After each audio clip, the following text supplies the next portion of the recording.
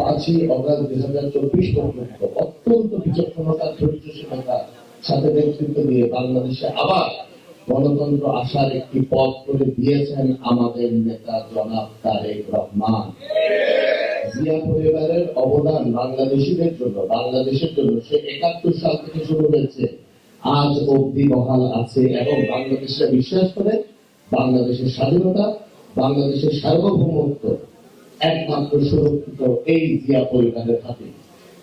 ওনারা আরো বিশ্বাস করেন বাংলাদেশের যে কোনো ক্রান্তি লগ্নে যেই পরিবার নিঃস্বার্থভাবে দেশের স্বার্থ সমুন্নত রেখে জনগণের পাশে দাঁড়ায়, সেটি হচ্ছে আমাদের শহীদ রাষ্ট্রপতি জিয়া রহমান সাহেবের পরিবার। ওনাদের যে ভোট, ওনার ভোট নিয়ে এই ধরনের কর্মকাণ্ড করা কোন রাষ্ট্রের জাতিবাদী শক্তি এটা মেনে নিবে না। সুতরাং তারা যারা এগুলি করছে, তারা যে এগুলি থেকে বিরত থাকে এবং রাজনৈতিক শিষ্টাচার বর্জিত কোনো কাজ তারা যেন না করে, সুন্দর রাজনীতি করে। বাংলাদেশের যে সুন্দর রাজনীতি শুরু হয়েছে, সেই সুন্দর রাজনীতি যারা করে গণতান্ত্রিক ভাবে যে গণতন্ত্রকে শক্তিশালী করার জন্য যেগুলি দরকার সেটাই করা দরকার বলে আমি মনে করি। এখন কিছু কিছু বিচ্ছিন্ন দল যারা সবসময় বিতর্কিত ভূমিকা রেখেছে, আর নতুন একটি রাজনৈতিক দল যারা আমাদের ছাত্র দলের হয়তো ওয়ার্ড বা থানা কমিটির নেতৃত্বের সমর্থন, থানা হবে না ওয়ার্ড অতটুকু সমর্থন, তারা এখন আমাদেরকে রাজনীতি শিখাচ্ছে, রাজনীতি শিখছে, সেটা তো শেষ নেই। কিন্তু বাংলাদেশের ভৌগোলিক অবস্থান বা আমরা ডেমোগ্রাফিক যে বিশ্লেষণটা বলি, ভোটার প্যাটার্ন কি, মানুষ কি চায়, এটা সম্পর্কে ওনাদের আইডিয়া আছে বলে মনে হয় না। এই জন্য ওরা চাচ্ছেন আমাদেরকে উত্তেজিত করে একটি সাংঘর্ষিক দিকে দেশে নিয়ে যাওয়ার জন্য, যেন নির্বাচন নিয়ে একটি অস্থিতিশীলতার সৃষ্টি হয়। আমরা যখন ইনশাআল্লাহ এটা জানি বাংলাদেশিদের ভালোবাসা আমাদের সাথে আছে, তাহলে অবশ্যই আমি ব্যক্তিগতভাবে মনে করি দিক নির্দেশনা আমাদের প্রধানমন্ত্রী দিলেন, আমি অবশ্যই মনে করি অত্যন্ত ধৈর্য, সতর্কতা, সংযমের সাথেই এই কটি মাস আমাদের এগিয়ে যেতে হবে, যাতে আমরা তাদের হাতে কোনো অস্ত্র তুলে না দিই নির্বাচন নিয়ে কোনো ছিনিমিনি খেলা। বাকি বক্তব্য আমার আরো সিনিয়র দিবেন। আমি আবারও আমাদের অত্যন্ত শ্রদ্ধেয় নেতা জনাব আব্দুল্লাহ নোমান সাহেবের বিদেহী আত্মার মাত্রা কামনা করছি এবং ওনার পরিবারকে আল্লাহ যেন এই সৌন্দর্য করার তৌফিক দান করেন। হাসিনা বিরোধী আন্দোলনে জেল জুলুম খেলে বিএনপিকে শক্তিশালী করেছেন, লক্ষ্যপথে রেখেছেন এবং দেশের আন্দোলনে অনেক ভূমিকা রেখেছেন। আমাদের শ্রদ্ধেয় মোহাম্মদ চৌধুরী সাহেব উপস্থিত আছেন, কেন্দ্রীয় বিএনপির বিভাগীয় সাংগঠনিক সম্পাদক শামীম সাহেব, বিভাগীয় সহ সাংগঠনিক সম্পাদক হেলাল, আমাদের বিএনপির সাবেক সাধারণ সম্পাদক বক্কর সাহেব এবং নাজিমুর রহমান সাহেব, কচি ভাই এবং সত্তর ভাই সহ বিএনপির যুগ্ম আহ্বায়ক বৃন্দ এবং সদস্যবৃন্দ, বিভিন্ন অঙ্গ সংগঠনের সম্মানিত আহ্বায়ক সদস্য সচিববৃন্দ, সাংবাদিক ভাইরা এবং বিভিন্ন ওয়ার্ড থানা থেকে আগত চট্টগ্রাম মহানগর এর সম্মানিত নেতৃবৃন্দ, আসসালামু আলাইকুম। আব্দুল্লাহ নোমান সাহেব যে কি বাংলাদেশ জাতীয়বাদী দলের কিংবদন্তি নেতা ছিলেন, এটা কোনো অনস্বীকার্য।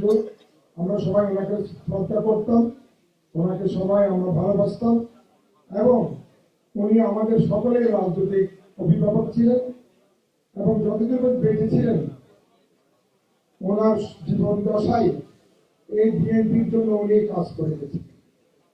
যেদিন মারা যাবেন সেদিনও ওনার চট্টগ্রামে আমাদের বিশেষ উত্তর জেলার একটি মিটিং ছিল আমাদের পার্টি অফিসের সামনে, সেই মিটিং আসার জন্য ওনার প্রস্তুতি গ্রহণ করছিলেন। সেটা থেকে বোঝা যায় দলের প্রতি ওনার যে আনুগত্য, দলের প্রতি ওনার ভালোবাসা, এটা কিন্তু প্রতিফলিত হবে। জীবনের শেষ মুহূর্ত পর্যন্ত দলের জন্য কাজ করেছে, এটা হচ্ছে আমি মনে করি একজন নেতার সার্থকতা। আজকে আমাদের এই মহান নেতা, আমি তার আব্দুল্লাহ নোমান সাহেবের রূপে মাগফিরাত কামনা করছি। আল্লাহ রাব্বুল আলামিন যেন ওনাকে ব্যস্ত নসিব করে সেই দোয়া কামনা করছি। সাথে সাথে ওনার পরিবারের যারা আছেন, বেঁচে আছেন, তারা যেন ভালো থাকেন, সুস্থ থাকেন, সেই দোয়া কামনা করছি। যেহেতু আমাদের প্রধান অতিথি ঢাকা চলে যাবেন, ওনার ফ্লাইট আছে একটু পরে, আমি দু একটি কথা বলে শেষ করব। একটু আগে যে কথাগুলি আমাদের বেলা হালাল সাহেব এবং আমাদের শামীম সাহেব বলেছেন, আমাদের নেতা তারেক রহমান সাহেব 7 মাস আগে বলেছিল একটি অদৃশ্য শক্তির কথা বলেছে। সে অদৃশ্য শক্তিটি দিন দিন কিন্তু এখন প্রকাশিত হচ্ছে। তাদের বিভিন্ন চক্রান্ত, বিএনপিকে নিয়ে চক্রান্ত, এই দেশকে নিয়ে চক্রান্ত, তাদের কিন্তু যেন নির্বাচন না হয় সেদিকে তারা কিন্তু তাদের চক্রান্ত জাল বিছানো শুরু করেছে। আমি মনে করি আমরা জাতীয়বাদী দলের আমরা যত শক্তি আছে, জাতীয়বাদী পরিবারের যত আমরা সদস্য আছি, আমাদেরকে সজাগ থাকতে হবে, ঐক্যবদ্ধ থাকতে হবে এবং এই জাল যত শক্তিশালী হোক, আমরা এই জালকে ছিঁড়ে আগামী দিন নির্বাচনে আমরা অবশ্যই অংশগ্রহণ করব। আমাদের দলের সর্বোচ্চ নীতি নির্ধারকরা বলেছে ধৈর্য ধরার জন্য। আমরা ধৈর্য ধরে আছি এই কারণে যে নির্বাচনকে এরা চায় বিএনপি যদি মাঠে নামে নির্বাচনটা পিছিয়ে যাবে, তারা ক্ষমতা ভোগ করবে জামাত ইসলামী। আপনারা দেখবেন বিভিন্ন জায়গায় জামাত ইসলামী কিন্তু ক্ষমতা এনজয় করছে। গতকাল আমাদের মাননীয় আজকে প্রধান অতিথি উনি একটা কথা বলেছেন, চীনে আমরা 10 জন গিয়েছি, ওরাও 10 জন যাবে। অর্থাৎ এখানে কার জনসমর্থন কতটুকু আছে সেটা বিষয় না, সেটা বিষয় না। বিষয় একটা রাজনৈতিক দল হিসেবে সেটা ওরা আমাদের সমান অধিকার, তার চেয়ে বেশি অধিকার ভোগ করছে। এই কারণে আমরা এখন থেকে আমাদের অবস্থানটা পরিষ্কার, যে কোনো উপায়ে শান্তিপূর্ণভাবে আমরা অবস্থান করব। আগামীতে যেন সুষ্ঠু এবং অবাধ নিরপেক্ষ নির্বাচন করা সম্ভব। আমাদের দল থেকে বলা হয়েছে এই মধ্যযুগীয় বর্বরতার সাথে যারা সম্পৃক্ত তাদেরকে আইনের আওতায় আনার জন্য। শুধু এটা না, আমরা এই চট্টগ্রাম মহানগর এবং কেন্দ্রীয় বলা হয়েছে অপরাধী যে হোক না কেন তাকে আইনের আওতায় আনার জন্য। আর সে যদি আমাদের সংগঠনের হয় আমরা তাকে দল থেকে বহিষ্কার করবো, অব্যাহতি দিব। কিন্তু অপরাধী হিসেবে তো আইনের আওতায় আনার কথা প্রশাসন। তারা কেন আসলে এই প্রশ্নটা কিন্তু বাংলাদেশের মানুষ করা শুরু করেছে। আর একটি রাজনৈতিক দল যেটা বলা হয়েছে, যাদের ভূমিকায় কখনোই বাংলাদেশের পক্ষে ছিল না, না ছিল 1971 সালে, না ছিল 1986 সালে। এরা সবসময় সুবিধা অনুযায়ী কাজ করতে চায়, এদের জনসমর্থন নেই। এদের কিছু কর্মী বাহিনী আছে, কুমিরের ছানার মতো একই কর্মী বাহিনী দেখবেন চট্টগ্রাম শহরে সব জায়গায় এরা ঘুরে বেড়ায়।